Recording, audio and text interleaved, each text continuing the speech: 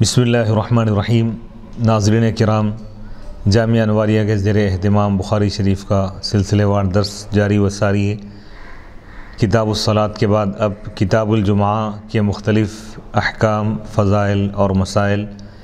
کے ساتھ ساتھ اس کے فروعی فقہی جو اختلافات ہیں اس کو بیان کیا جا رہا ہے۔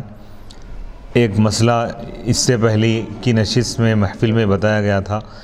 کہ خطبے کے لیے، جمعہ کا خطبہ دینے کے لیے قیام کا کیا حکم ہے۔ تو احناف کے پاس کھڑے ہو کر خطبہ دینا یہ سنت ہے، اور اگر کوئی بیٹھ کر خطبہ دے تو اس میں کوئی حرج کی بات نہیں ہے، گناہ نہیں ہے، خطبہ ادا ہو جائے گا۔ تو احناف کی تائید میں ایک دلیل ہے۔ اس سے پہلے ایک حدیث بیان کی گئی تھی کہ حضرت ابو سعید خدری رضی اللہ تعالیٰ عنہ بیان کرتے ہیں کہ ایک دن نبی پاک علیہ الصلاۃ والسلام ممبر پر بیٹھے اور ہم آپ کے اطراف بیٹھ گئے۔ حضرت سہل بن سعد کی بھی حدیث ہے۔ یہ جو حدیث پاک ہے بخاری شریف حدیث نمبر 1465، اور حضرت سہل بن سعد رضی اللہ تعالیٰ عنہ کی حدیث میں اللہ کے رسول علیہ الصلاۃ والسلام نے ایک عورت کے پاس پیغام بھیجا اور فرمایا کہ تم اپنے بیٹے کو حکم دو کہ وہ میرے لیے سیڑھیوں پر مشتمل سیڑھیوں والا ممبر بنا دے، جس پر میں اس وقت بیٹھوں جب میں لوگوں سے کلام کروں، یعنی خطبہ دینے کے لیے جب میں بیٹھوں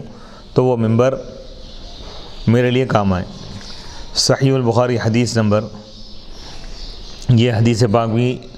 بخاری شریف کی روایت میں۔ ان حدیثوں میں نبی پاک علیہ الصلاۃ والسلام کے ممبر پر بیٹھنے کی صراحت اور تصریح ہے، یعنی واضح طور پہ یہ بات بتائی گئی ہے کہ حضور ممبر پر بیٹھے، اور یہ حدیث سے امام اعظم ابو حنیفہ رحمۃ اللہ علیہ کے مذہب کے موافق ہے۔ علامہ عینی کا ان حدیث سے استدلال کرنا صحیح نہیں ہے، کیونکہ ممبر پر مطلقاً بیٹھنے کے جواز میں کلام نہیں ہے، بلکہ کلام اس میں ہے کہ جمعہ کا خطبہ ممبر پر بیٹھ کر دینا جائز ہے یا نہیں۔ تو امام اعظم ابو حنیفہ رحمۃ اللہ علیہ کے بعد سنت یہ ہے کہ جمعہ کا خطبہ ممبر پر کھڑے ہو کر دیا جائے، اور اگر خطیب کسی عذر کی وجہ سے، کسی مجبوری کی وجہ سے جمعہ کا خطبہ بیٹھ کر دے تو یہ بھی جائز ہے۔ جیسے حضرت معاویہ رضی اللہ تعالیٰ عنہ جب پرگوشت ہو گئے تھے تو بیٹھ کر خطبہ دیتے تھے، اور امام مالک اور امام شافعی کا مذہب بھی اسی طرح ہے۔ باب نمبر 28، باب یستقبل الامام القوم واستقبال الناس الامام اذا خطب واستقبل ابن عمر وانس رضی اللہ تعالیٰ عنہما الامام۔ امام جب خطبہ دے تو نمازیوں کی طرف منہ کرے، اور نمازی امام کی طرف منہ کرے۔ حضرت عبداللہ بن عمر رضی اللہ تعالیٰ عنہما، حضرت انس رضی اللہ تعالیٰ عنہ نے امام کی طرف اپنا رخ کیا، یعنی آمنے سامنے ہو۔ مقتدی اور خطیب جب خطبہ دیں تو ان دونوں کا چہرہ ایک دوسرے کے سامنے ہو۔ علامہ عینی فرماتے ہیں کہ امام بیہقی نے نافع سے یہ روایت کی ہے کہ حضرت عبداللہ بن عمر رضی اللہ تعالیٰ عنہما جمعہ کے دن امام کے نکلنے سے پہلے اپنے نوافل سے فارغ ہو جاتے، پھر جب وہ مسجد سے نکلتے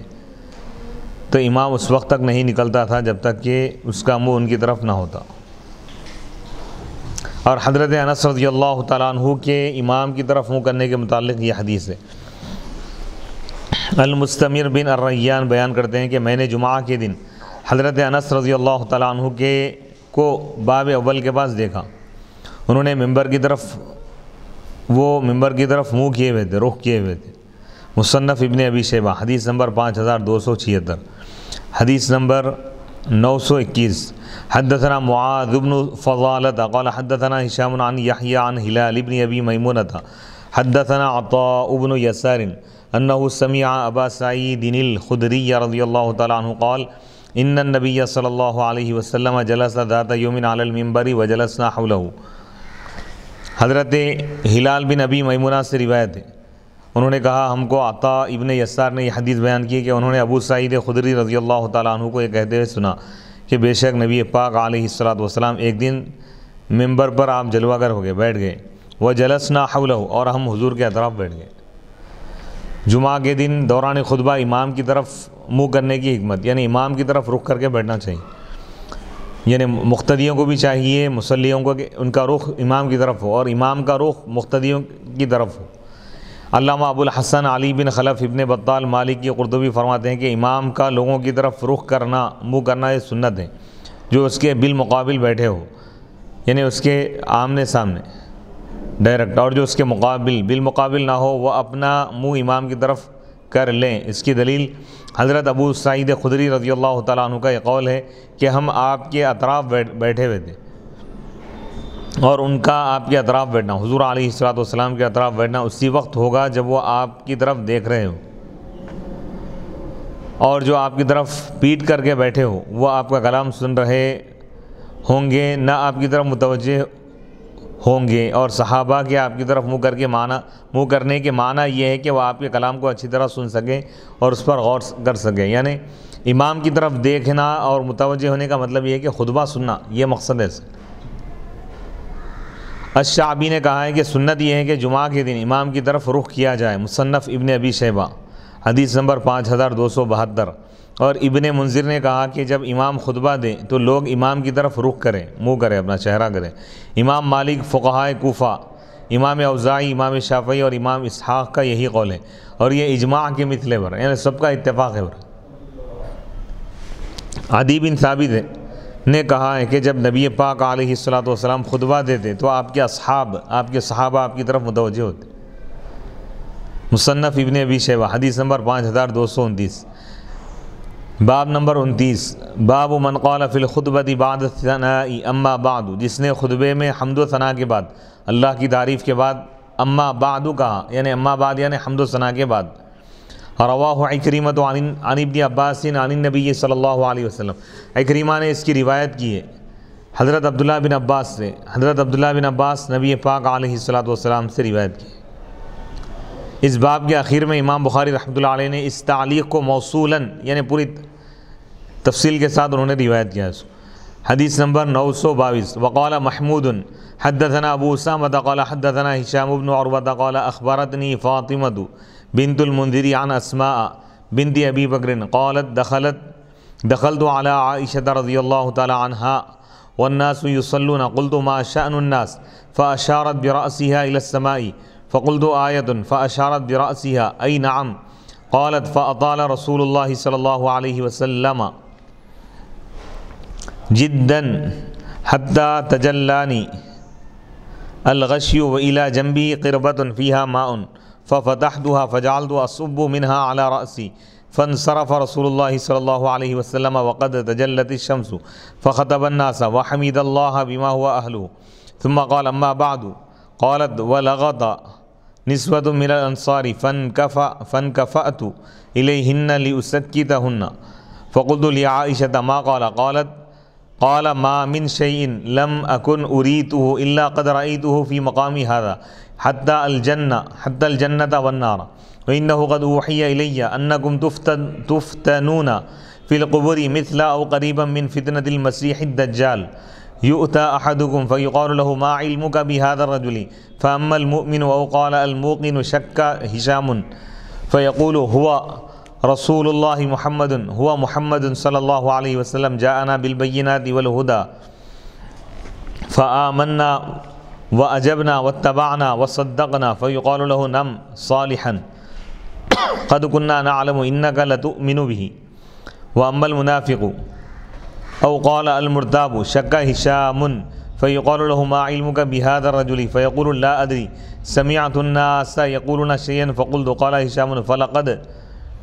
قالت لي فاطمة فأوعيته غير أنها ذكرت ما يغلظ عليه۔ امام بخاری رحمۃ اللہ علیہ فرماتے ہیں کہ ہم کو وقال محمود نے کہا حدثنا ابو اسامہ، ہم کو ابو اسامہ نے حدیث بیان کی۔ قال انہوں نے کہا ہم کو ہشام بن عروہ نے حدیث بیان کی۔ انہوں نے کہا مجھ کو فاطمہ بنت منذر نے خبر دی حضرت اسماء بنت ابی بکر صدیق رضی اللہ تعالیٰ عنہ سے۔ قالت انہوں نے کہا کہ میں حضرت عائشہ صدیقہ رضی اللہ تعالیٰ عنہ کے پاس گئی اس وقت جب لوگ نماز پڑھ رہے تھے۔ میں نے پوچھا لوگ کیوں نماز پڑھ رہے ہیں؟ تو حضرت عائشہ صدیقہ رضی اللہ تعالیٰ عنہ نے اپنے سر سے آسمان کی طرف اشارہ کیا یعنی سورج گہن کی طرف اشارہ تھا، یعنی سورج کو گہن لگ گیا ہے۔ میں نے پوچھا یہ کیا یہ کوئی علامت ہے؟ حضرت عائشہ نے اپنے سر سے اشارہ کیا، ہاں۔ حضرت اسماء نے کہا پھر رسول اللہ صلی اللہ علیہ وسلم بہت لمبی نماز آپ نے ادا فرمائی، طویل نماز پڑھا ہے، حتیٰ کہ مجھ پر غشی بے ہوشی طاری ہونے لگی، اور میرے پہلو میں پانی کی ایک مشکیزہ تھی، ایک مشک تھی جس میں پانی تھا، پانی کا ایک مشکیزہ تھا جس میں پانی تھا۔ میں نے اس کو کھولا اور اس میں سے پانی نکال کر اپنے سر پر ڈالنے لگی۔ پھر اللہ کے رسول علیہ الصلوۃ والسلام نماز سے فارغ ہوئے اور اس وقت سورج کا گہن دور ہو گیا تھا، سورج گہن ختم ہو گیا تھا۔ پھر آپ نے خطبہ دیا اور اللہ تعالیٰ کی ایسی حمد کی جس کے وہ لائق ہیں۔ پھر آپ نے فرمایا اما بعد، اب رہا حمد و صلات کے بعد، حمد اور تعریف کے بعد، اور انصار کی عورتوں کا شور تھا، ان کی طرف آپ متوجہ ہوئے، میں ان کی طرف متوجہ ہوئی۔ حضرت عائشہ صدیقہ رضی اللہ تعالیٰ عنہ فرما رہے ہیں کہ میں ان کی طرف متوجہ ہو گئی، انصاری عورتوں کی طرف، تاکہ میں ان کو خاموش بٹھا دوں۔ بس میں نے حضرت عائشہ صدیقہ رضی اللہ تعالیٰ عنہ سے پوچھا، یہ حضرت اسماء فرما رہے ہیں کہ کچھ انصاری عورتیں وہاں پر کچھ شور کر رہی تھیں، تو حضرت اسماء رضی اللہ تعالیٰ عنہ ان کی طرف متوجہ ہوگی تاکہ ان کو خاموش بٹھائیں۔ حضرت اسماء فرماتے ہیں کہ بس میں نے حضرت عائشہ سے پوچھا کہ آپ نے کیا فرمایا ہے؟ حضرت عائشہ صدیقہ رضی اللہ تعالیٰ عنہ نے کہا حضور علیہ الصلوۃ والسلام نے فرمایا کہ جو چیز بھی پہلے مجھے نہیں دکھائی گئی تھی اس چیز کو میں نے اپنے اس مقام میں دیکھ لیا ہے، حتیٰ کہ اور جنت کو اور دوزخ کو بھی دیکھ لیا ہے۔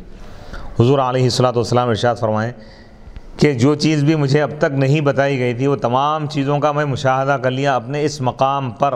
رہتے ہوئے، حتیٰ کہ جنت بھی میں دیکھ لیا، جنت کا مشاہدہ کیا، اور دوزخ کو بھی میں نے دیکھ لیا۔ اور بے شک میری طرف یہ وحی کی گئی ہے کہ بے شک تم کو قبروں میں آزمایا جائے گا،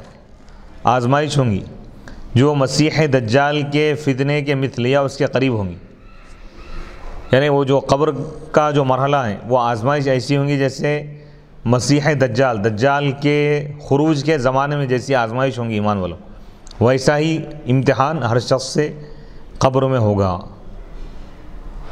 نبی پاک علیہ الصلوۃ والسلام فرما رہے ہیں کہ بے شک میری طرف وحی کی گئی ہے کہ بے شک تم کو قبروں میں آزمایا جائے گا، آزمائش میں مبتلا کیا جائے گا جو مسیح دجال کے فتنے کے جیسا یا اس کے قریب جو آزمائش ہے ویسی آزمائش ہوں گی۔ تم میں سے ہر شخص کے پاس ایک صاحب کو پیش کیا جائے گا، فرشتے آئیں گے اور پوچھیں گے، پھر کہا جائے گا ان صاحب کے متعلق تمہارا کیا علم ہے، تم کیا جانتے ہو؟ بس جو مومن ہوگا یا یقین کرنے والا ہوگا۔ ہشام کو شک ہے کہ حضرت اسماء نے کیا کہا تھا، مومن کا لفظ ہے یا موقن کا لفظ ہے؟ وہ کہے گا یہ اللہ کے رسول علیہ الصلوۃ والسلام ہے، یہ محمد عربی صلی اللہ علیہ وسلم، یہ ہمارے پاس معجزات اور ہدایت لے کر آئے، ہدایت کے ساتھ آئے تھے، تو ہم ان پر ایمان لائے اور ہم نے ان کی دعوت کو قبول کیا اور ہم ان کی پیروی کیے اور ہم ان کی تصدیق کیے۔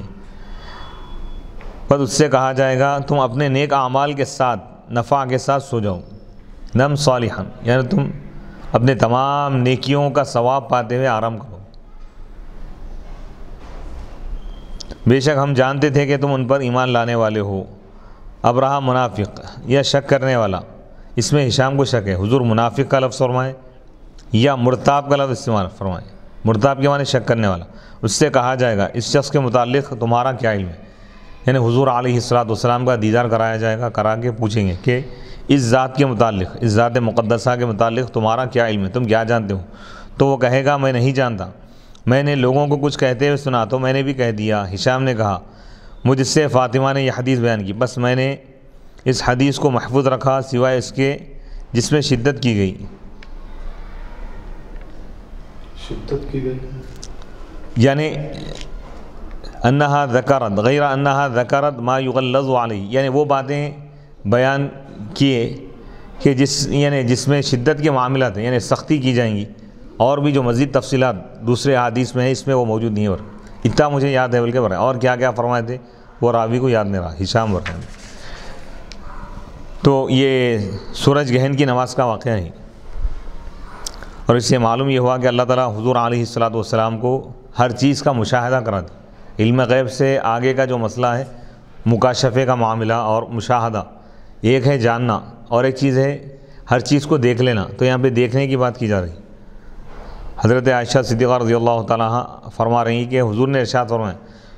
اس وقت تک جو جو چیزیں میں نہیں دیکھا تھا، مجھ کو نہیں بتائی گئی تھی، وہ تمام چیزیں میں اپنے اس مقام پر کھڑے ہو کر دیکھ، حتیٰ کہ جنت اور دوزخ کا بھی مشاہدہ کر لیا، سبحان اللہ، حتیٰ کہ قبر میں کیا ہونے والا ہے اس مرحلے کا اللہ تعالیٰ مشاہدہ بھی آپ کو کرا دی، سبحان اللہ، سبحان اللہ، اور اس آزمائش کی شدت کیا ہوں گی وہ بھی بتائی جا رہی ہے۔ تو اس حدیث سے یہ معلوم ہوا کہ قبر میں اہم ترین سوال حضور کے متعلق ہے، ما ربو کا ما دینوں کا کے بارے میں نہیں ہے، حضور علیہ الصلوۃ کا چہرہ انور، حضور کی ذات بتائی جائیں گی، پھر مردے سے پوچھا جائے گا کہ تم کیا کہتے تھے، تمہارا کیا علم ہے، تمہاری معلومات کیا ہے، اور ایمان والا کامل ایمان والا ہے تو وہ تو یہ کہے گا کہ یہ محمد عربی صلی اللہ علیہ وسلم ہے، اور اس کی نجات ہو جائے گی۔ اور بعض روایتوں میں ہے کہ 3 سوالات ہوں گے، اس روایت سے ثابت ہے بخاری کے کہ ایک ہی سوال ہوگا حضور کے متعلق۔ تو اس حدیث کا جواب کیا ہے؟ دونوں میں مطابقت یہ ہے کہ 3 سوالات ہوں گے، لیکن 3 سوالوں میں اہم ترین سوال یہی ہوں گا، اور یہاں پہ ایک سوال ذکر کیے جانے کا مطلب یہ ہے کہ اہم سوال تو ایک ہی،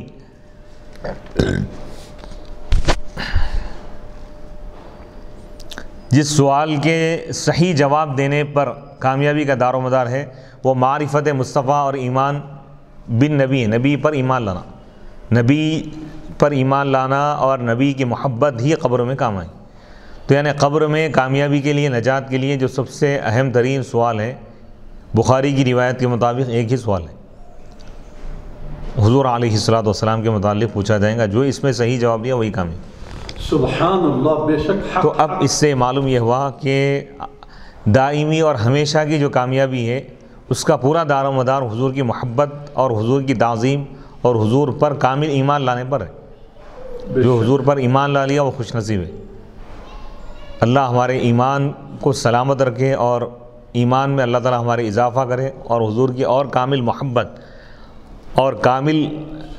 ایمان ہم کو نصیب فرمائے، آمین۔ اس ایمان میں اللہ تعالی ہمارے کمال پیدا فرمائے، آمین۔ اور قبر میں جب یہ منزل آ جائے تو اللہ تعالیٰ معرفت محمدی اور صحیح جواب دینے کی ہم کو توفیق عطا فرمائے، معرفت محمدی کا مطلب یعنی حضور کو پہچاننا۔ جی، تو اس کے لیے کامل ایمان ہونا، ایمان کو مضبوط کرنا ضروری ہے، اور حضور علیہ الصلوۃ سے جو تعلق ہے ادب اور محبت کا اور تعظیم کا اور اتباع کا تعلق، اور کثرت سے نبی کا ذکر کریں، درود پاک کثرت سے پڑھیں، سلام حضور پر بھیجتے رہیں، اور حضور کے بتائے ہوئے تعلیمات پر عمل کریں، تو وہاں پر آسانی سے پہچان ہو جائے گی۔ حدیث نمبر، اچھا، امام بخاری رحمۃ اللہ علیہ یہ طویل حدیث لا کے اس میں یہ بات ثابت کرنا چاہتے ہیں کہ خطبہ دینے کے لیے خطبے میں اللہ تعالیٰ کی تعریف کے بعد، حمد و ثنا کے بعد اما بعد کہنا چاہیے، یہ حضور کی سنت ہے۔ حدیث نمبر 923، حدثنا محمد بن معمر قال حدثنا ابو عاصم عن جرير بن حازم قال سمعت الحسن يقول حدثنا عمرو بن تغلب ان رسول الله صلى الله عليه وسلم اتي بمال او سبي فقسمه فاعطى رجالا وترك رجالا فبلغه ان الذين ترك عتبوا فحمد الله ثم اثنى عليه ثم قال اما بعد فوالله اني لاعطي الرجل وادع الرجل والذي ادع احب الي من الذي اعطي ولكن اعطي اقواما لما ارى في قلوبهم من الجزع والهلع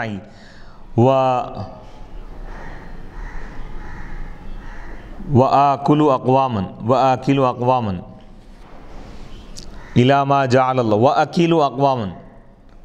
واكل اقواما الى ما جعل الله في قلوبهم من الغنى والخير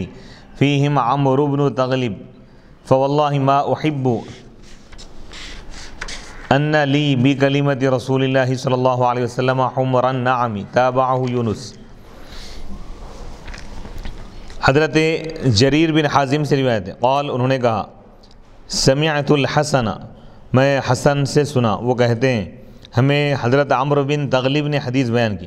کہ اللہ کے رسول علیہ الصلوۃ کے پاس مال آیا یا قیدی آئے، آپ نے اس مال کو تقسیم فرمایا، آپ نے چند لوگوں کو عطا کیا اور چند کو چھوڑ دیا، پھر آپ کو یہ خبر پہنچی کہ جن لوگوں کو آپ نے چھوڑ دیا ہے وہ ناراض ہیں، تو آپ نے اللہ کی حمد کی اور اس کی ثنا تعریف بیان کی، پھر آپ نے فرمایا اما بعد، اب رہا حمد و صلات کے بعد، حمد اور ثنا کے بعد، بس اللہ کی قسم میں ایک شخص کو عطا کرتا ہوں اور دوسرے شخص کو چھوڑ دیتا ہوں، اور جس شخص کو میں چھوڑ دیتا ہوں وہ مجھے اس شخص سے زیادہ محبوب ہوتا ہے جس کو میں عطا کرتا ہوں، لیکن میں ان لوگوں کو دیتا ہوں جن کے دلوں میں سخت حرص اور بے صبری دیکھتا ہوں، اور جن کے دلوں میں اللہ نے استغنا بے نیازی اور خیر کو رکھا ہے، میں ان لوگوں کو ان کے استغنا کے سپرد کر دیتا ہوں، اللہ کے حوالے کر دیتا ہوں۔ انہی میں عمرو بن تغلب ہے۔ حضرت عمرو بن تغلب نے کہا، پس اللہ کی قسم، اللہ کے رسول علیہ الصلوۃ کے اس ارشاد کے بدلے میں اگر مجھے سرخ اونٹ بھی مل جائے تو وہ مجھے پسند نہیں ہے۔ یہ بتا رہے ہیں کہ عمرو بن تغلب کو عطا نہیں فرمائے تھے، تو کچھ لوگ ان کو بھڑکانے لگے، تو حضور وضاحت فرما دیے کہ جن لوگوں کے دلوں میں ایمان کمزور ہے اور جو لوگ بہک سکتے ہیں، تو حضور علیہ السلام ان کو دولت عطا فرما دیں تاکہ ان کے دلوں میں تذبذب نہ رہے، شک اگر پیدا ہوگا، نبی کے تعلق سے اگر کچھ غلط خیال آ جائیں گا تو ان کے لیے وہ تباہی کا باعث ہو جائے گا۔ اور جن کے دلوں کے بارے میں آپ جانتے ہیں کہ وہ لوگ بالکل بے نیاز ہیں، ان کو دولت ملے یا نہ ملے، اللہ اس کے رسول سے ویسی ہی محبت کرتے ہیں،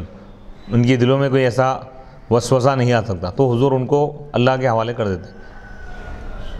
تو اب یہاں پہ اس حدیث سے بات معلوم ہوئی کہ حضور علیہ السلام دلوں کی کیفیت بھی جانتے ہیں۔ سبحان، اس سے بڑھ کر اور کیا ثبوت ہے؟ دے رہے ہیں تو حالات دیکھتے تھے،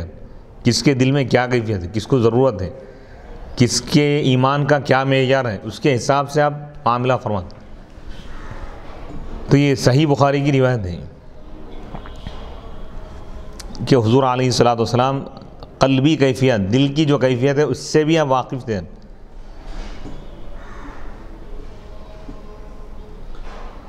تو یہ اس حدیث سے بات معلوم ہے کہ جس کو دولت ملے وہ زیادہ محبوب ہے اللہ کے پاس، یہ کوئی دلیل نہیں ہے۔ کبھی اللہ تعالیٰ کسی بندے کے ایمان کے کمال کو دیکھ کے اللہ تعالیٰ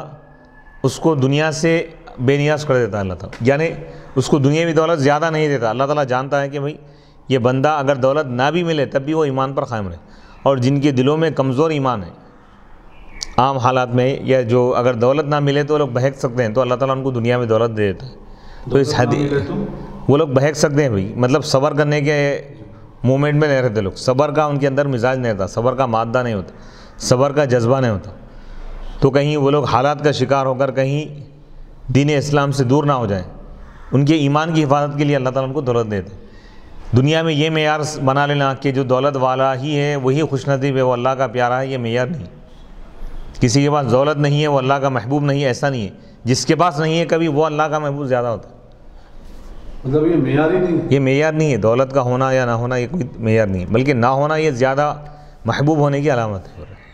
سبحان اللہ، سبحان اللہ، بے شک حق حق حق۔ تو یہ حدیث کی روشنی میں تمام لوگ اپنے احوال، اپنے حالات کا جائزہ لیں۔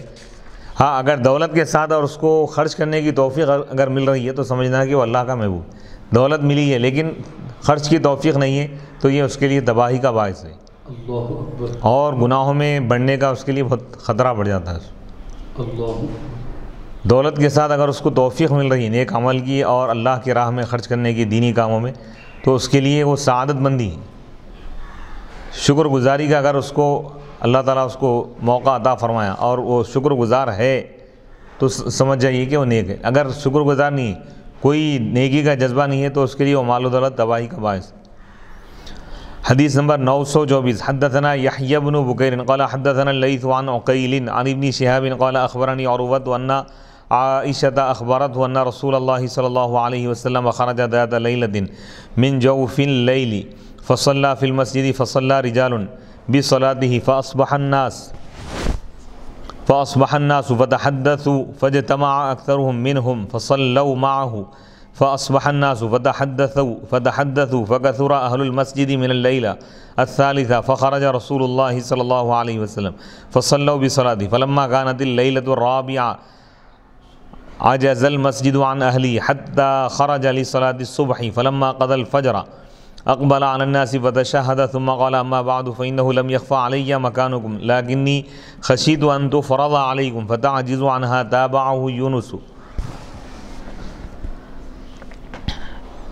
امام بخاری رحمۃ اللہ علیہ فرماتے ہیں کہ ہم کو یحییٰ بن بکیر نے یہ حدیث بیان کی، قال انہوں نے کہا لیث نے ہم کو یہ حدیث بیان کی عقیل سے، وہ ابن شہاب سے، ابن شہاب نے کہا مجھ کو خبر دی ہے عروہ نے کہ حضرت عائشہ صدیقہ رضی اللہ تعالی عنہا نے مجھ کو خبر دی، اس کو خبر دی، حضرت عروہ کو خبر دی کہ ایک رات کو آدھی رات کے وقت اللہ کے رسول علیہ الصلوۃ والسلام مسجد کی طرف نکلے، پھر چند لوگوں نے آپ کی نماز کے ساتھ نماز ادا کی، پھر انہوں نے صبح لوگوں کے سامنے بات بیان کی، پھر دوسری رات کو ان میں سے بہت سارے لوگ جمع ہو گئے، بس انہوں نے آپ کے ساتھ نماز ادا کی، پھر صبح کو لوگوں نے بات بیان کی فجر کے وقت، صبح کے وقت، پھر تیسری رات کو مسجد والے لوگ بہت زیادہ ہو گئے، مسجد میں آنے والے، پھر اللہ کے رسول علیہ الصلوۃ والسلام روانہ ہوئے تو لوگوں نے آپ کی نماز کے ساتھ نماز ادا کی۔ جب چوتھی رات آئی تو اہل مسجد کو سمانے سے عاجز ہو گئی، تعداد بڑھنے لگی، حتیٰ کہ اللہ کے نبی علیہ الصلوۃ والسلام صبح فجر کی نماز کے لیے نکلے۔ جب آپ نے فجر کی نماز ادا فرما لی تو آپ لوگوں کی طرف متوجہ ہوئے، آپ نے کلمہ شہادت پڑھا، پھر فرمایا کہ اما بعد، یعنی توحید و رسالت کی گواہی کے بعد، مجھ پر تمہاری جگہ مخفی نہیں ہے، یعنی تمہارا نماز کا شوق، لیکن مجھے یہ خطرہ ہے کہ تم پر یہ نماز فرض کر دی جائیں گی۔ مخفی نہیں کا جو لفظ ہے، یعنی یہ بات چھپی ہوئی نہیں ہے کہ تمہارے اندر نماز کا جذبہ ہے، کثرت سے نوافل پڑھنے کا جذبہ ہے، لیکن مجھے یہ خطرہ ہے کہ تم پر یہ فرض کر دی جائے گی۔ حضور آدھی رات کو اٹھ کے آپ تنہا نماز پڑھے تھے، کچھ صحابہ جمع ہو گئے، معلوم ہوا حضور کی اقتداء میں نماز پڑھنے لگے، پھر یہ بات دوسرے دن دوسروں کو معلوم تو دوسرے دن اور جمع ہو گئے، تیسرے دن اور لوگوں کو معلوم، تیسرے دن اور جمع ہو گئے، چوتھے دن اتنے زیادہ آ گئے کہ مسجد ناکافی ہونے لگی، تو حضور اس وقت رات میں نہیں آئے، فجر میں آئے، فجر کی نماز پڑھنے کے بعد فرمائیں کہ مجھ پر تمہاری جگہ، تمہارا مقام مخفی نہیں ہے، یعنی تمہارا نماز کا جو شوق ہے، نوافل پڑھنے کا جو جذبہ ہے تمہارا، تو یہ مجھ پر پوشیدہ نہیں ہے، میں اچھی طرح جانتا ہوں، چھپا ہوا نہیں ہے معاملہ، لیکن مجھے یہ خطرہ ہے، خوف ہے کہ تم پر یہ نماز فرض کر دی جائے گی، پھر تم اس نماز کو پڑھنے سے عاجز ہو جاؤ گے، تو آ جاؤ گے، یعنی نہیں پڑھ سکو گے، فرض ہو جائیں گی، پھر اگر ادا نہیں کرے تو گنہگار ہو جائیں گے۔ کیا بڑا کلمہ لکھے بے شک صلی اللہ علیہ وآلہ، احسان اللہ۔ تراویح کے متعلق بھی یہی بات بولتے ہیں، اس حدیث کی شرح صحیح البخاری حدیث نمبر 729 میں گزر چکی ہے، اس کی پوری تفصیل۔ حدیث نمبر 925، حدثنا ابو الیمانی قال اخبرنا شعیب عن الزہری۔ اس حدیث سے یہ معلوم ہو رہا کہ نوافل جماعت کے ساتھ نہیں پڑھنا، نوافل جماعت کے ساتھ نہیں پڑھنا چاہیے، جماعت ترک فرما دینا، حضور تنہا اپنے طور پہ پڑھ لو اگر پڑھنا ہی ہے، کیونکہ اگر حضور صلی اللہ علیہ وآلہ وسلم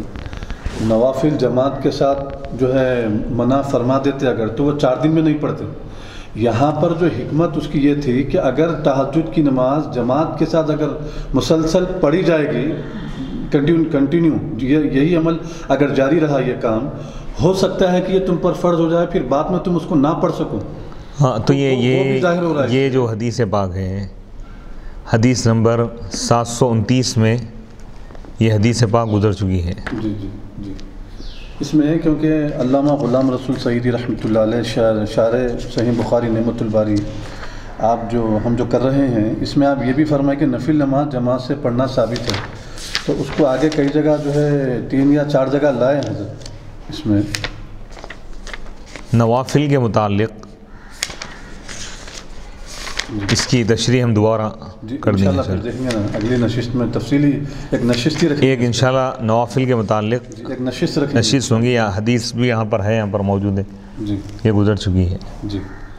انشاءاللہ پھر تفصیلی اس کے اوپر ایک ٹاپک ہی رکھیں گے اس موضوع پر۔ تو اب یہاں پر اس حدیث میں جو نوافل کی بات آئی ہے، تو یہ نفل نوافل کیونکہ گھروں میں پڑھنا زیادہ افضل ہے۔ یہ ابتدا میں 3 دن آپ اس لیے منع نہیں فرمائے کہ ہو سکتا ہے کہ لوگ 1-2 دن آئیں گے، لیکن کنٹینیو جب آنا شروع کر دی تو حضور علیہ الصلوۃ والسلام دیکھ لیے کہ اب کنٹینیو صحابہ اسی طرح آئیں گے، کیونکہ ان کو نمازوں کا زیادہ جذبہ ہے، تو کہیں یہ جماعت ان پر فرض نہ ہو جائے یہ نماز۔ بے شک، تو اس کی روشنی میں اکثر علماء یہ فرماتے ہیں، علماء احناف خاص طور پہ، کہ نوافل کی جماعت نہیں کرنی چاہیے، تنہا پڑھنا ہے، گھروں میں پڑھ لینا ہے۔ حدیث نمبر 925، حدثنا ابو الیمانی قال اخبرنا شعیب عن الزہری قال اخبرنی عروۃ عن ابی حمید هو الساعدی انه اخبره ان رسول اللہ صلی اللہ علیہ وسلم قام عشیۃ بعد الصلاۃ فتشہد وأثنى على الله بما هو أهله ثم قال أما بعد تابعه أبو معاوية وأبو أسامة عن هشام عن أبيه عن أبي حميد عن النبي صلى الله عليه وسلم قال أما بعد تابعه العدني عن سفيان في أما بعد۔ امام بخاری رحمۃ اللہ علیہ فرماتے ہیں کہ ابو الیمان نے ہم کو حدیث بیان کی، قال انہوں نے کہا اخبرنا شعیب، ہم کو شعیب نے خبر دی حضرت زہری سے، قال انہوں نے کہا مجھ کو عروہ نے خبر دی ابو حمید سے، ابو حمید الساعدی ہے انہ اخبرہ کہ انہوں نے ان کو خبر دی کہ اللہ کے رسول علیہ الصلاۃ والسلام شام کے وقت کھڑے ہو گئے، بعد الصلاۃ نماز کے بعد، فتشہد بس آپ تشہد یعنی اشہد ان لا الہ الا اللہ آپ نے کہا، وَأَثْنَى عَلَى اللہ اور اللہ کی تعریف کیے، بما ہوا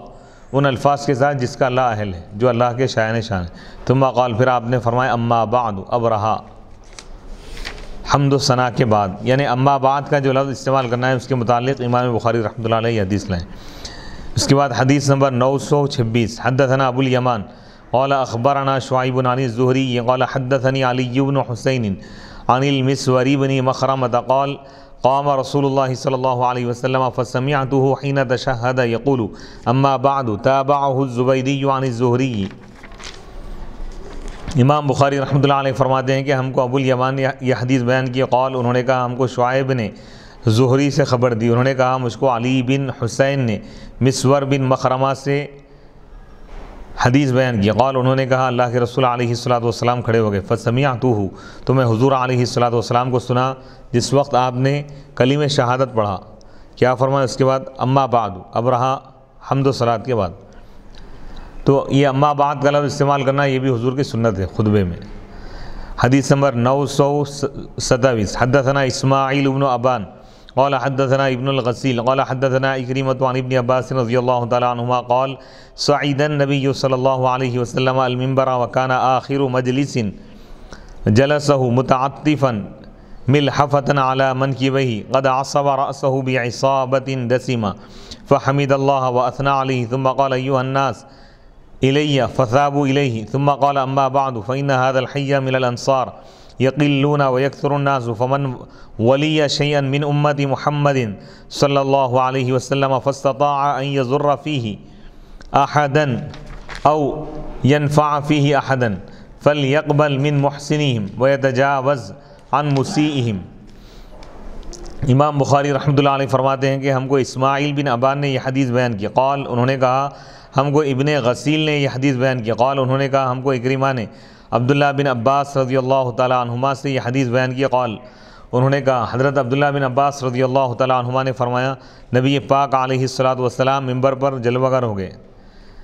وکان آخر مجلس اور یہ آخری مجلس تھی جس میں آپ بیٹھے، اس وقت آپ نے ایک بڑی چادر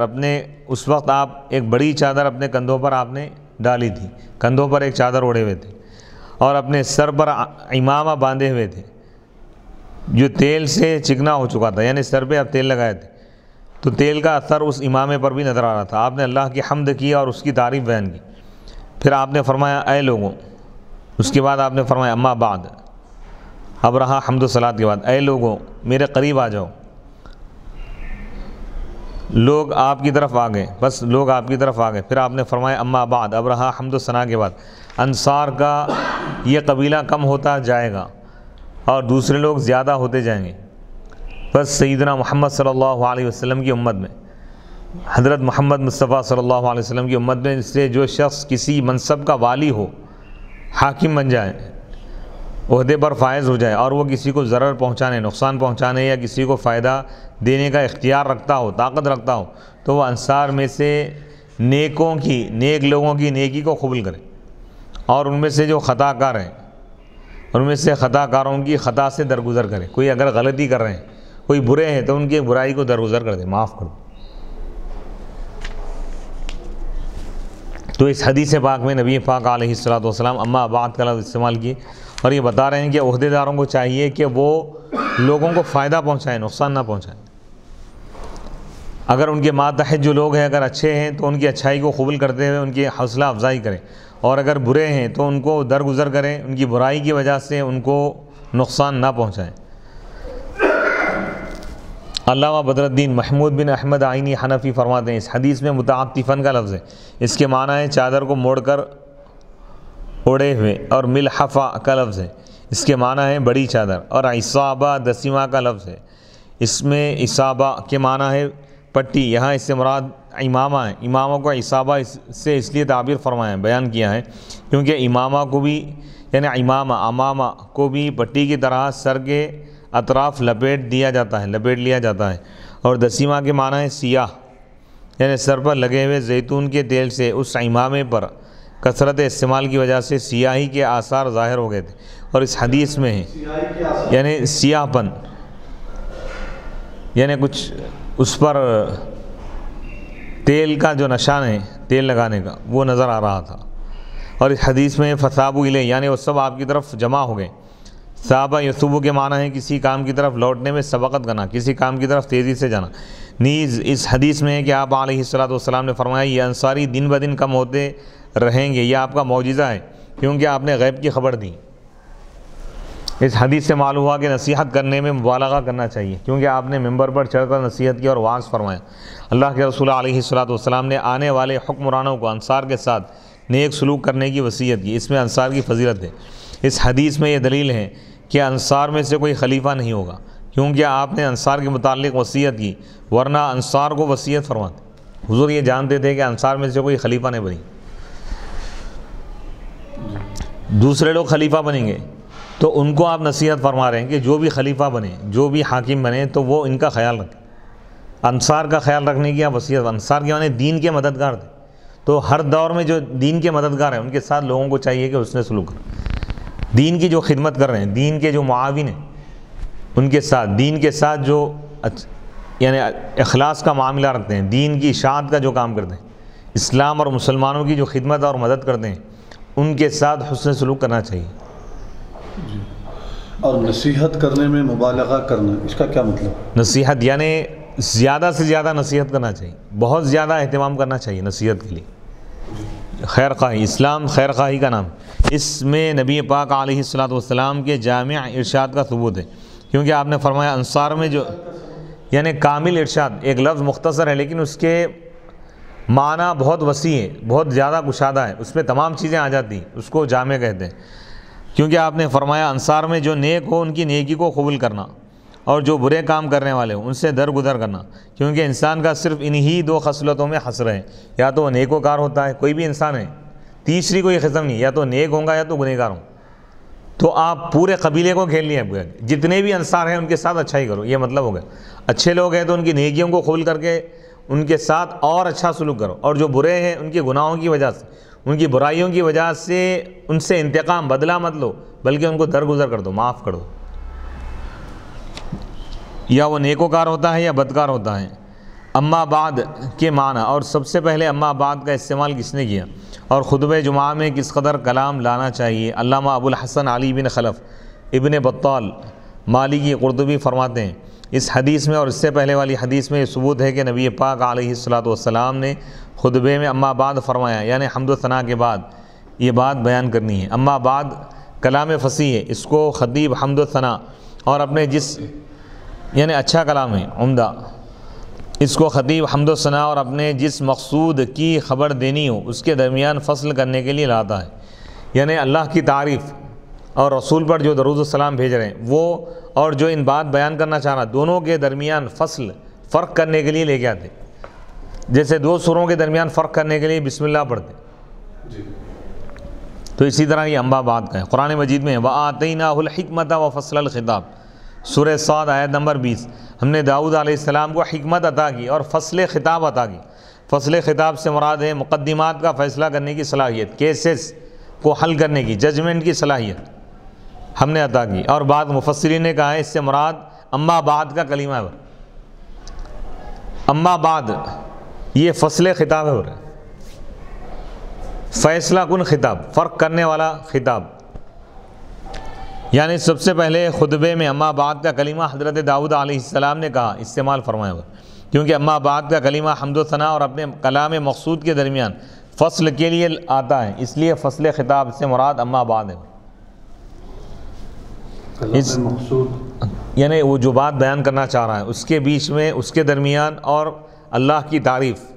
حمد و صلات کے درمیان بیچ میں یہ لے کے آتے، یعنی حمد و صلات یہاں ختم ہو گیا، اب یہاں سے ہم جو بولنا چاہ رہے ہیں وہ باتیں۔ اس میں فقہا کا اختلاف ہے کہ جمعہ کے خطبے میں کتنے کلام کی مقدار ضروری ہے، خطبہ کتنا ہونا چاہیے،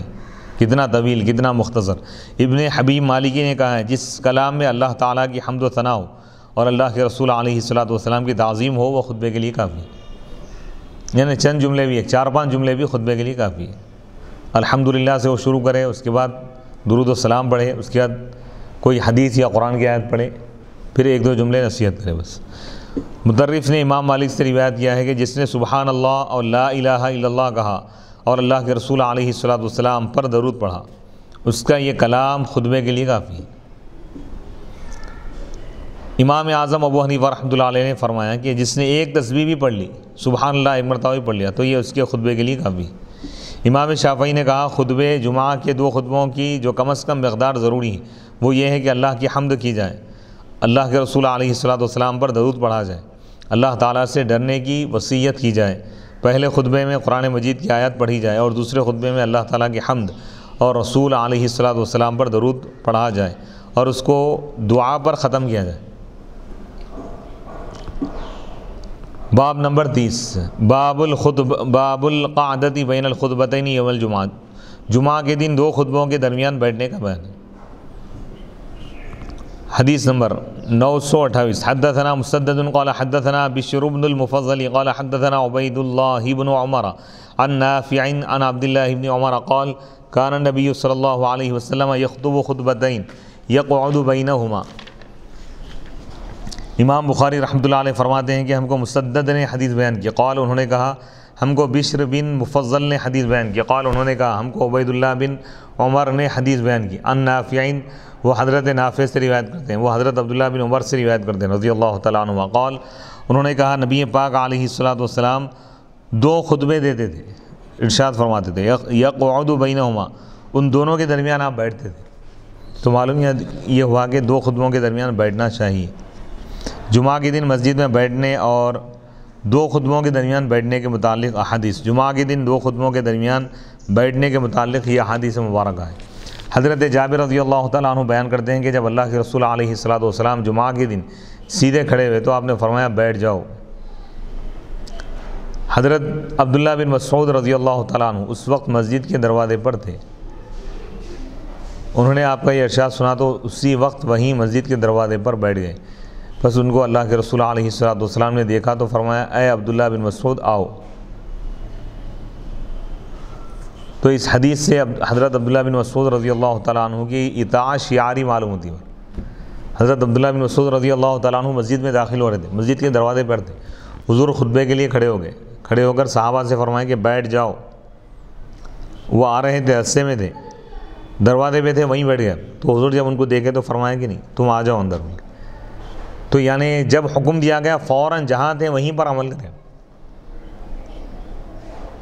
یعنی اطاعت رسول کا جذبہ کس طرح ہونا چاہیے صحابہ سے، اور اس حدیث پاک سے ہم کو معلوم ہوتا ہے۔ حضرت عبداللہ بن عمر رضی اللہ تعالیٰ عنہ بیان کرتے ہیں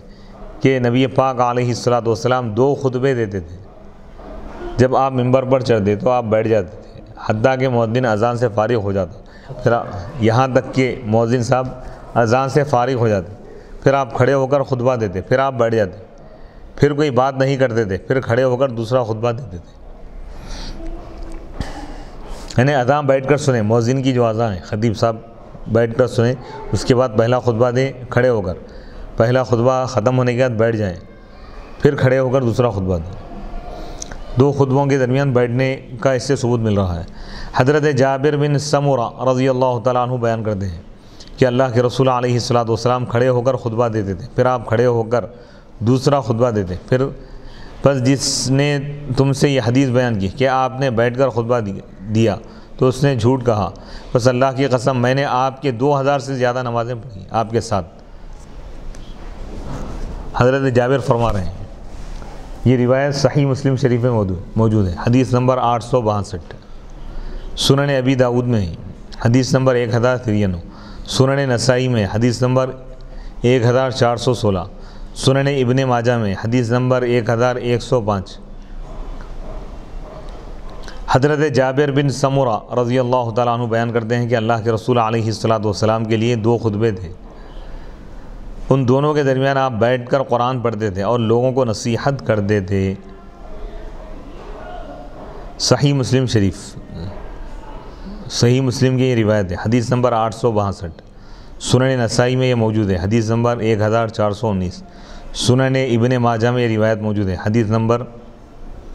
1106۔ حضرت جابر بن سمرہ رضی اللہ تعالیٰ عنہ بیان کرتے ہیں کہ میں نے دیکھا کہ اللہ کے رسول علیہ الصلاۃ کھڑے ہو کر خطبہ دیتے تھے، پھر آپ بیٹھتے تھے اور ان کے درمیان کلام نہیں کرتے تھے۔ یہ روایت سنن ابی داؤد میں موجود ہے، حدیث نمبر 1095۔ سنن نسائی میں حدیث نمبر 1582۔ سنن ابی داؤد کی ان احادیث میں بعض میں یہ ذکر ہے کہ آپ 2 خطبوں کے درمیان کلام نہیں کرتے تھے، اور بعض میں یہ ذکر ہے بات نہیں کرتے تھے، اور بعض میں یہ ذکر ہے کہ آپ ان 2 خطبوں کے درمیان قرآن مجید پڑھتے تھے، اور بعض میں ہے کہ آپ ان میں نصیحت کرتے تھے۔ ان میں تطبیق اس طرح ہے کہ آپ کا عام معمول یہ تھا کہ آپ ان 2 خطبوں کے درمیان بات نہیں کرتے تھے، کلام نہیں کرتے تھے، اور بعض اوقات ان کے درمیان آپ قرآن مجید پڑھتے تھے، اور اگر کبھی وعظ و نصیحت کی ضرورت ہوتی تو وعظ و نصیحت فرماتے تھے۔ اور آپ نے دین میں آسانی رکھی ہے اور امت کے لیے گنجائش ہے کہ وہ جیسا موقع ہو ویسا عمل کرے۔ جمعہ کے 2 خطبوں کے درمیان بیٹھنے کے حکم کے بارے میں فقہا کا اختلاف۔ علامہ بدر الدین محمود بن احمد عینی حنفی رحمۃ اللہ علیہ فرماتے ہیں ان احادیث میں یہ ثبوت ہے کہ جمعہ کے 2 خطبوں کے درمیان بیٹھنا مشروع ہے، جائز ہے، لیکن اس میں اختلاف ہے کہ یہ بیٹھنا واجب ہے یا مستحب ہے۔ امام شافعی رحمۃ اللہ علیہ کا یہ مذہب ہے کہ یہ بیٹھنا واجب ہے، اور امام اعظم ابو حنیفہ رحمۃ اللہ علیہ اور امام مالک رحمۃ اللہ علیہ کا یہ مذہب ہے کہ یہ بیٹھنا سنت ہے۔ علامہ ابن عبد البر نے یہ کہا ہے کہ امام مالک، فقہائے عراق اور تمام شہروں کے فقہا کا یہ مذہب ہے کہ جمعہ کے 2 خطبوں کے درمیان بیٹھنا سنت ہے، سوائے امام شافعی کے، انہوں نے اس کو واجب کہا ہے۔ علامہ ابن قدامہ حنبلی نے کہا ہے کہ اتباع سنت کی وجہ سے یہ بیٹھنا مستحب ہے، اور اکثر اہل علم کے قول کے موافق یہ بیٹھنا واجب نہیں ہے، کیونکہ اس میں بیٹھنے کے وقت کوئی مخصوص ذکر مشروع نہیں ہے، لہذا یہ بیٹھنا واجب نہیں ہے۔ باب نمبر 31، باب الاستماع الی الخطبہ، خطبے کو غور سے سننے کا بیان۔ حدیث نمبر 929۔ حدثنا آدم قال حدثنا ابن ابی ذئب عن الزہری عن ابی عبد اللہ الغری عن ابی ہریرہ قال قال النبی صلی اللہ علیہ وسلم اذا كان يوم الجمعة وقفت الملائکة على باب المسجد يكتبون الاول فالاول ومثل المهجر كمثل الذي يهدي بدنة ثم كالذي يهدي بقرة ثم كبشا ثم دجاجة ثم بيضة فإذا خرج الإمام طووا صحفهم ويستمعون الذكر۔ حدیث نمبر 929۔ امام بخاری رحمۃ اللہ علیہ فرماتے ہیں کہ ہم کو آدم نے یہ حدیث بیان کی، قال انہوں نے کہا ہم کو ابن ابی ذئب نے حدیث بیان کی زہری سے، وہ ابو عبداللہ الغر سے روایت کرتے ہیں، وہ حضرت ابو ہریرہ رضی اللہ تعالیٰ عنہ سے روایت کرتے ہیں، قال انہوں نے کہا نبی پاک علیہ الصلاۃ نے ارشاد فرمایا جب جمعہ کا دن ہوتا ہے تو فرشتے مسجد کے دروازے پر ٹھہر جاتے ہیں اور آنے والوں کو لکھتے ہیں، ان کے نام لکھتے ہیں، جو پہلے آئے اس کو پہلے لکھتے ہیں، جو جلدی آئے اس کی مثال ایسی ہے جیسے کوئی اونٹ کی قربانی کرے، پھر جو اس کے بعد آئے وہ گائے کی قربانی کرنے والے کے مثل ہے، پھر مینڈے کی قربانی کرنے والے کی طرح ہے، پھر مرغی، پھر انڈا صدقہ کرنے والے کی طرح ہے۔ پھر جب امام حجرے سے نکلے تو فرشتے اپنے صحائف، اپنے رجسٹروں کو لپیٹ لیتے ہیں اور وعظ کو سنتے ہیں، خطبہ وغیرہ سنتے ہیں۔ یہ روایت بخاری شریف کے علاوہ صحیح مسلم میں موجود ہے، حدیث نمبر 850، سنن نسائی میں موجود ہے، حدیث نمبر 1385، سنن ابی داؤد میں حدیث نمبر 351، سنن ترمذی میں حدیث نمبر 499، صحیح ابن حبان میں ہے، سنن بیہقی میں ہے، شرح السنہ میں ہے، مصنف عبدالرزاق میں ہے، مسند احمد میں ہے۔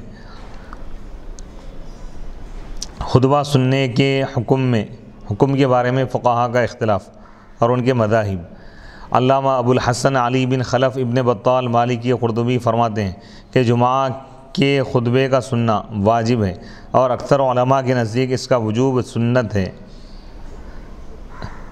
اور بعض علماء نے اس کو فرض کہا ہے۔ مجاہد سے مروی ہے کہ قرآن کا سننا صرف 2 جگہوں پر واجب ہے، نماز میں اور جمعہ کے خطبے میں۔ اس حدیث میں ذکر ہے کہ فرشتے خطبے کو سنتے ہیں، یہ خطبہ سننے کی ترغیب کے لیے فرمایا ہے، اور خطبے کے وقت خاموش رہنے کے لیے۔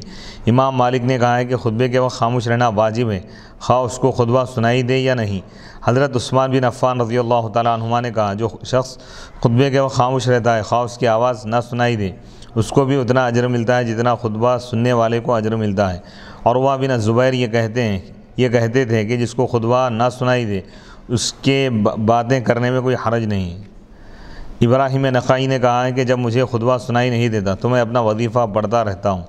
امام احمد نے کہا جس شخص کو خطبہ سنائی نہیں دیتا تو اس میں کوئی حرج نہیں ہے کہ وہ اللہ کا ذکر کرتا رہے اور قرآن پڑھتا رہے۔ اس میں فقہا کا اختلاف ہے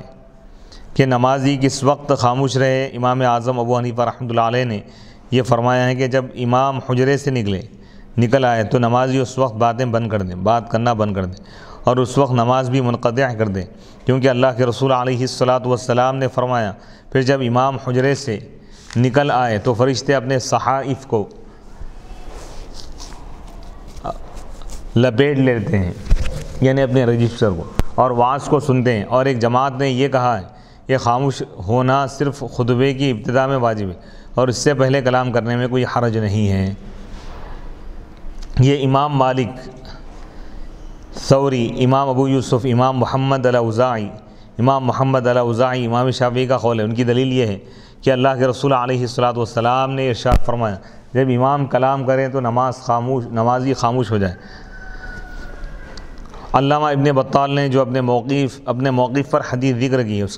کی سند ضعیف ہے، اور فقہائے احناف نے جو کہا ہے کہ امام حجرے سے نکل آئے تو پھر خاموش ہونا واجب ہے، اس کی دلیل صحیح بخاری شریف کی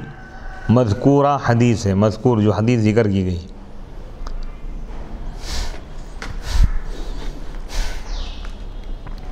دوران خطبہ کلام کرنے یا سلام اور چھینک کا جواب دینے کے بارے میں فقہا کے مذاہب اور ان کا اختلاف، یعنی خطبے کے دوران بات کرنا یا سلام کرنا اور چھینک کا جواب دینا کیسا ہے، اس کا حکم کیا ہے، اس کے بارے میں علماء اور فقہا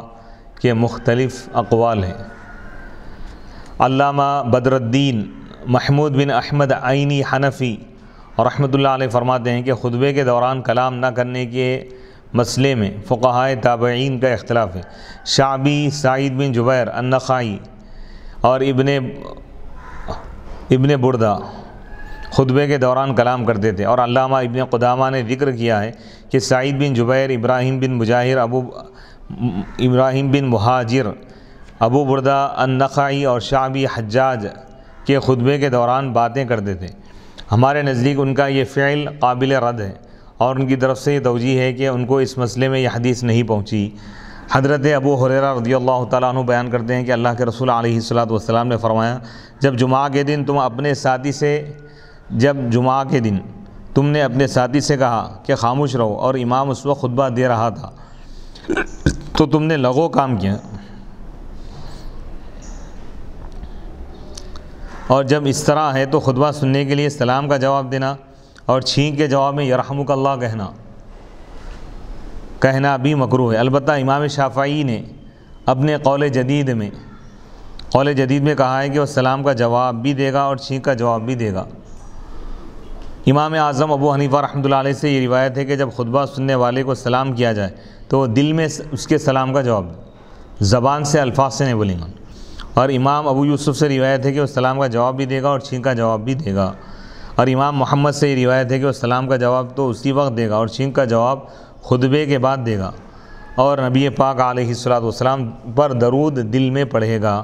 نصر بن یحییٰ نے کہا وہ تسبیح بھی پڑھے گا اور قرآن مجید بھی۔ امام شافعی کا بھی یہی قول ہے۔ اور اس پر اجماع ہے، اتفاق ہے کہ وہ خطبے کے دوران باتیں نہیں کرے گا۔ ایک قول یہ ہے کہ ذکر میں قرآن اور قرآن مجید پڑھنے میں مشغول رہنا خاموش رہنے سے افضل ہے، یعنی ذکر کرتے ہوئے بیٹھے ہوئے خطبے کے دوران، یعنی ذکر سے مراد جہری بلند آواز سے دل میں اگر کوئی ذکر کر لے رہے تو الگ بات ہو۔ رہا فقہ کا تکرار کرنا اور کتب فقہ کا مطالعہ کرنا اور لکھنا، اس کے متعلق ایک قول یہ ہے کہ یہ مکروہ ہے۔ تکرار کرنے کا مطلب فقہی باتیں کرتے ہوئے بیٹھے ہوئے مسجد میں خطبہ چل رہا ہوتا ہے، مسئلے مسائل بیان کرتے ہوئے، تو یہ مکروہ ہے برائے۔ اچھا، یہ قول یہ ہے کہ اس میں کوئی حرج نہیں ہے، لیکن معتبر قول یہ ہے کہ بھئی کوئی بھی کام نہیں کر سکتے خطبہ اگر شروع ہو جائے، کیونکہ خطبے کا مقصد ہی نہیں رہے گا۔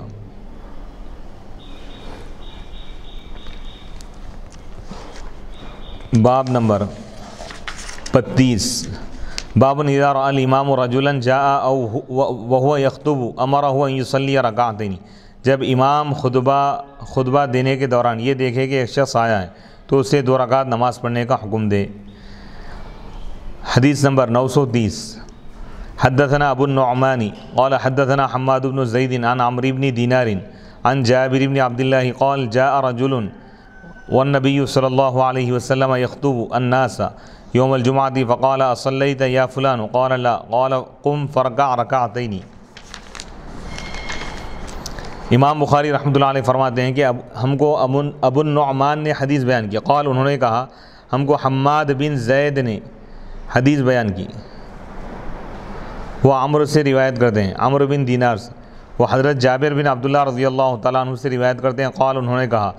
ایک شخص آیا جبکہ نبی پاک علیہ الصلاۃ والسلام جمعہ کے دن خطبہ دے رہے تھے لوگوں کو، فقال تو آپ نے فرمایا، حضور علیہ الصلاۃ والسلام نے فرمایا اے فلاں شخص، اے فلاں کیا تم نے نماز پڑھی ہے؟ تو اس نے کہا نہیں، تو حضور علیہ الصلاۃ والسلام نے فرمایا قم تم کھڑے ہو جاؤ فرکع رکعتین، 2 رکعت پڑھو۔ یہ حدیث پاک بخاری کے علاوہ صحیح مسلم میں حدیث نمبر 875،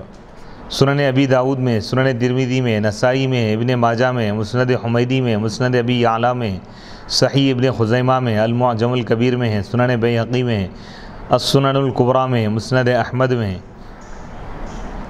خطبہ جمعہ کے دوران نماز پڑھنے کے بارے میں فقہاء کے مذاہب اور امام مالک کے موقف پر دلائل اور باب مذکور کی حدیث کا جواب۔